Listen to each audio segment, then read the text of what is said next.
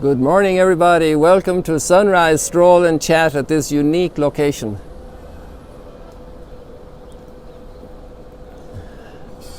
When I woke up this morning, had the brainwave to come here. I did an Abendspaziergang here about a month ago, probably, and it was lovely. And I just thought we can do a sunrise stroll and chat here as well. And look how close we are, it's amazing.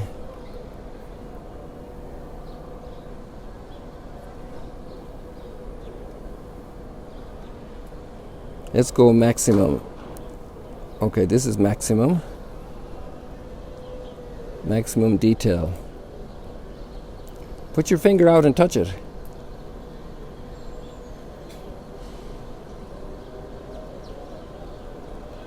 Al-Aqsa Mosque, the Dome of the Rock. The gold was added apparently in the 90s, less than 30 years ago. I think by the country or by the King of Jordan. These are just ordinary plain roofs of ordinary plain folks, and then we come down here and we have the Kotel, the Western Wall. Here it is. There it is.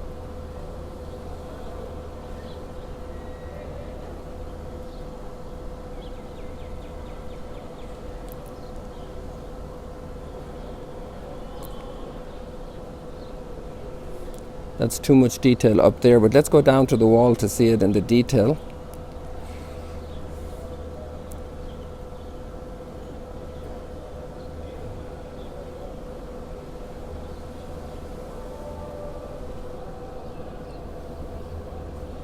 So this is the maximum zoom in.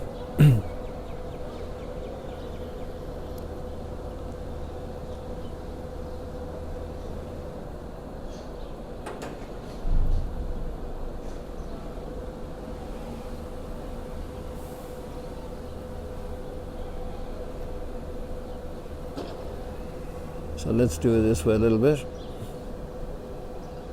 Welcome everybody to Sunrise Stroll and Chat. As you see, we're still in Jerusalem and the sun has risen. Well, not completely visible to us yet. It's just the glow of the sun. Maybe if I go a bit further here to the left.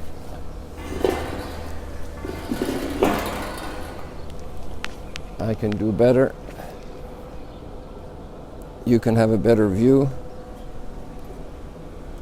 Yeah, I think that's going to be better in the long run.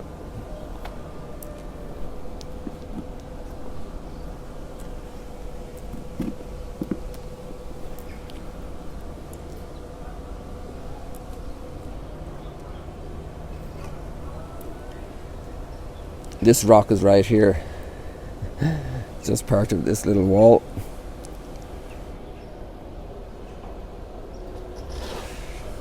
So it's good to be in Jerusalem. And there's the Mount of Olives. And here's the Temple Mount, the Western Wall, the Dome of the Rock, Al-Aqsa Mosque. This is the southeastern corner of the old city. And the other two mornings we did it from the northwestern corner at Notre Dame. So we're right diagonally across from where we did the last 2 days. I know you would love to be here and going up this stairway here. You see this little stairway up to the Western Wall. That's where tens of thousands of pilgrims and visitors entered every day to be on the Temple Mount. And now obviously we are praying for a return to the possibility for pilgrims to come and visit. This is the Tower of the Ascension of our Lord on the Mount of Olives. The Tower of Our Father is actually also visible, and it's in fact right beside this cypress tree that's almost in the center here. I'll put it in the center for you. So you can see the tower right behind the cypress tree, and that's the Our Father Church. It lies quite a bit lower than the Ascension Tower because it's shorter, but it's also on a lower setting. And then the Mount of Olives peters out here to the south. Let me show you over here. And on this particular position, there's a tradition that this is where Solomon had the temples to other gods built for his wives. So this was an incredible thing after David's history of growing fidelity to the Lord, and then this corruption, the process of winning a person, winning a family, winning a people for the ways of God is quite a process, and we're still working on it in humanity.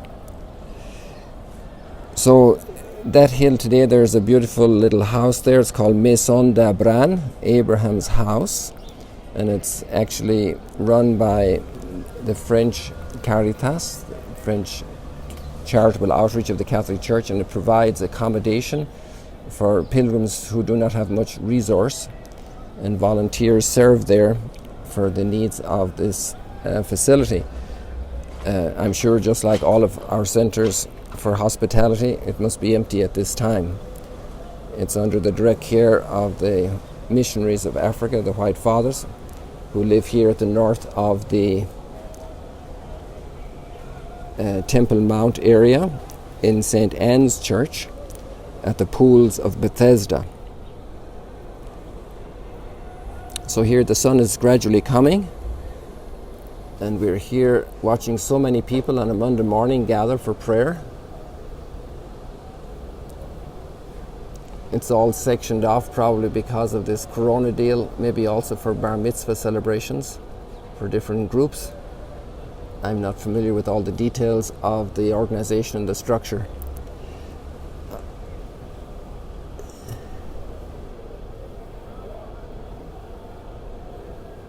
So here's your beloved Jerusalem, with so much packed in this shot. This is kind of a good screenshot to take. It captures a lot of Jerusalem in one moment.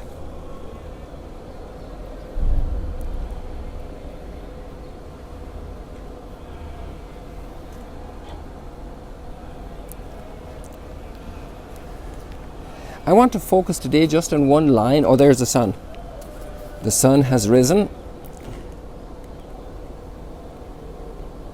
Right behind the Our Father Church from this perspective.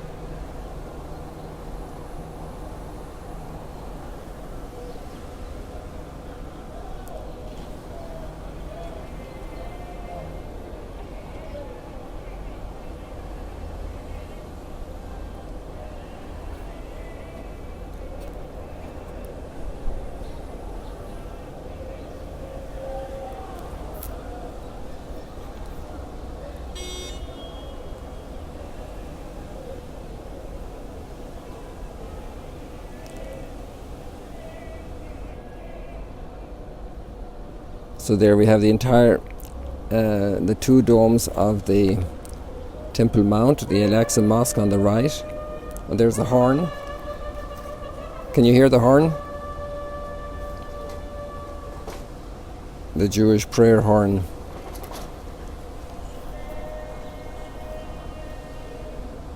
Interestingly, the bells should have rung, the church bells, but at this point we can't hear them here. So the line I want to focus on is the response line for Psalm 119. But first of all, I want to ask you a question. What do you think of a computer, and there are people working in it, let's say for space exploration or atomic development or solving the problems of the coronavirus and all of this, getting all the statistics together and all of the analysis, all the data, all the symptoms. Imagine when the computer is producing all the results and all the commands are functioning that the computer engineers put into it. Mustn't that be an incredible... If the computer could feel it, say, I am excelling, I am doing my extraordinary best, I am really producing what I'm supposed to do, I am really on top of the world, I am getting it right, I am hitting the bullseye, I am reaching all the goals. And it's all happening because of all the code that was written, and the infrastructure was well built, all the parts and all the commands were properly coordinated. It's all working awesomely. And with that spirit, I would like to read this line. Lord, I love your commands. Lord, I love your commands.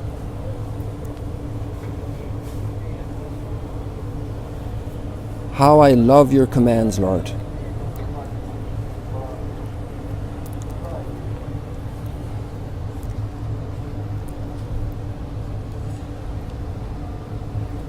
Sometimes it's tough for us. The commands are tough. And maybe that's because there's a bit of brokenness in our lives. Because there's a little bit of disconnect between what we know what is right and what we'd like to do and what we want to do and what we should do. And we are a bit confused. Confused in the absolute sense of the word, confused. We're mixed up. It's all kind of melted together, and the will wants one thing and the heart wants another thing, and the eyes of the child want another thing, and the husband's eyes want another thing, and the parents are getting ill or weak or sick or have a special need now, and we're in between a lot of things. Lord, how do I handle all this? Lord, I love your commands. Lord, I love your commands. Sometimes the pull is very hard. And if we just go beyond these cypress trees here in the dome of the Temple Mount area right in front of us, we could see Gethsemane. From this point we can't see Gethsemane. And take away this cup from me, but not my will. So that struggle in the human heart. Lord, I love your commands.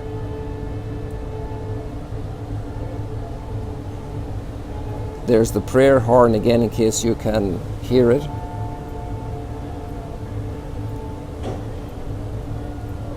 Lord, I love your commands. What a great way to go. And how we need to educate our heart to love the commands of the Lord.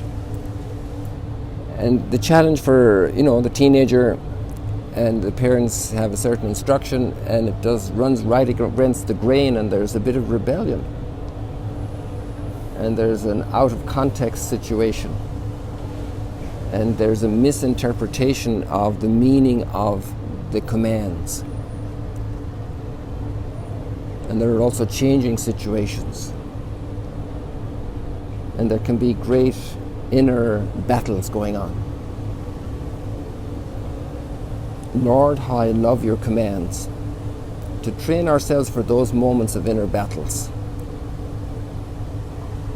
Lord, how I love your commands. And then we think of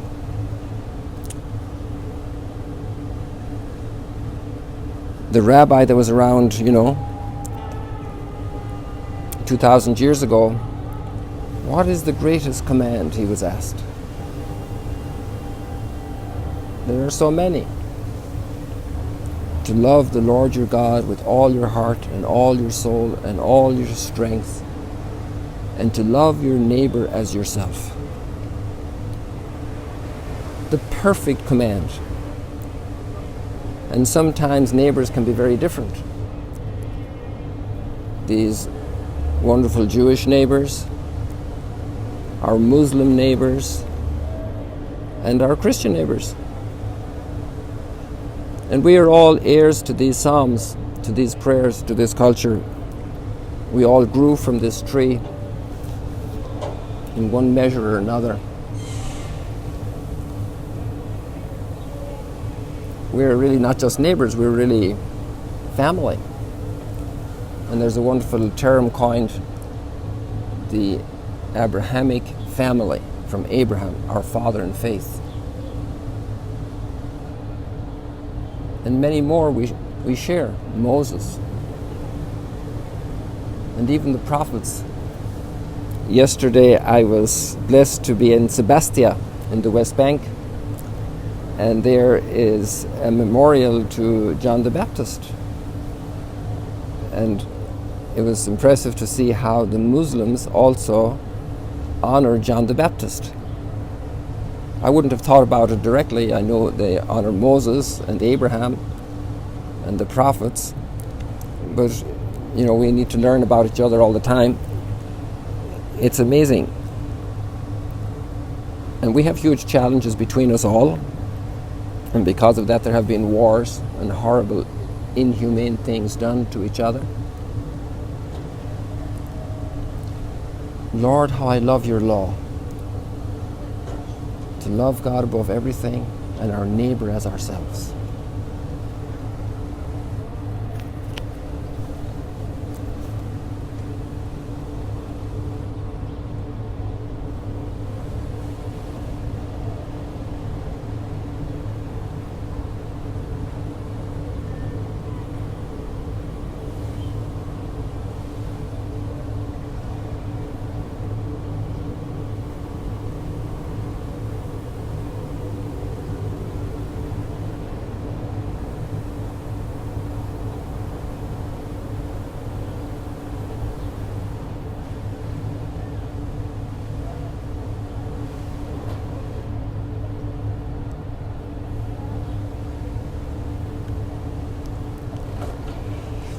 Here you're joining the sunrise stroll and chat at, I was going to say at the Sea of Galilee, in Jerusalem, at the Western Wall. On this glorious morning, the sunrise is delightful, clearing up the darkness of the world.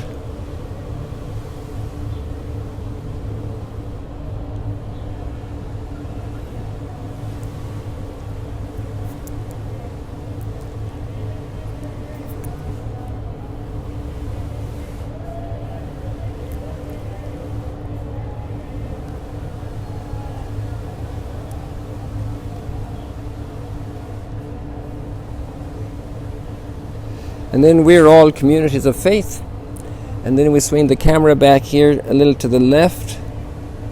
And here we see the tower of the Hebrew University, the oldest university in the Middle East. It's right almost in the center of the screen, behind that tree there towards the center.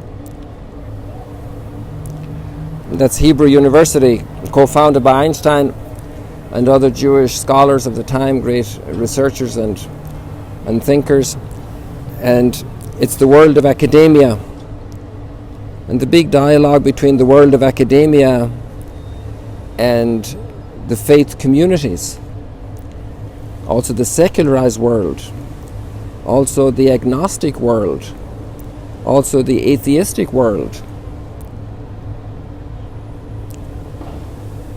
And for us as believers, all of us believers, in the one God who created the world, to love God with all our heart and all our soul and all our strength, and our neighbor as ourselves, also our academic neighbor, our atheistic neighbor, our agnostic neighbor, our secularized neighbor, our neighbor who doesn't practice faith and maybe doesn't say he's an atheist or agnostic or even secularized, simply is there, to love our neighbor as ourselves.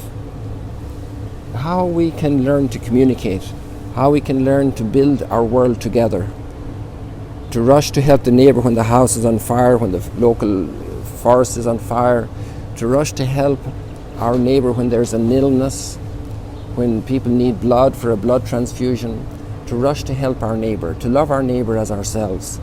Just like we rush to help a child in the family, rush the child to the doctor, to the emergency, how we wouldn't leave a child hungry anywhere in the world, to love our neighbor as ourselves.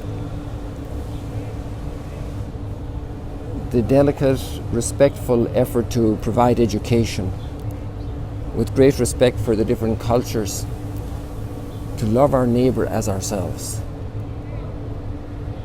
Really, Jerusalem can have a major gift, and still has and always had a major gift to the world.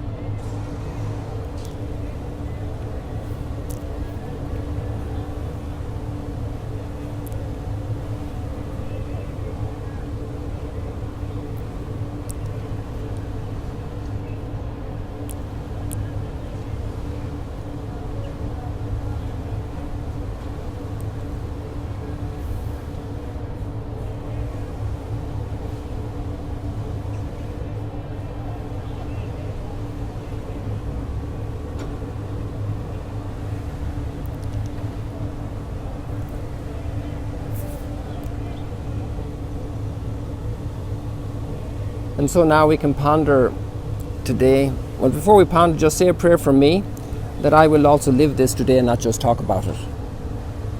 In my community, with the people I will meet on the way back to Galilee, God willing. And we need to pray for each other to do it, to love our neighbour as ourselves, to love God above everything, with all our heart and all our soul and all our strength. And then we can ponder a little bit how that could look today in our lives. And I'll be praying for you and wishing you many, many, many blessings in this regard. Today people allow me to finish a little early so I can go back and join our community precisely for prayer at Notre Dame. And I wish you many, many blessings today. A plenitude of blessings. Lord, how I love your law. I am fearfully, wonderfully made. You created me. Help me to become more familiar with how you'd like me to live. How you created me to be.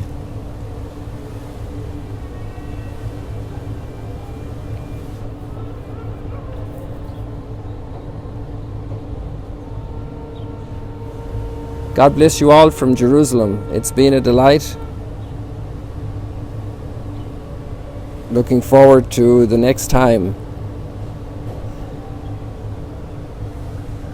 I just realized I can turn it around here on the Facebook. I hadn't found this trick before, so I just discovered it. God bless you. See you later, alligators. It's been a delight.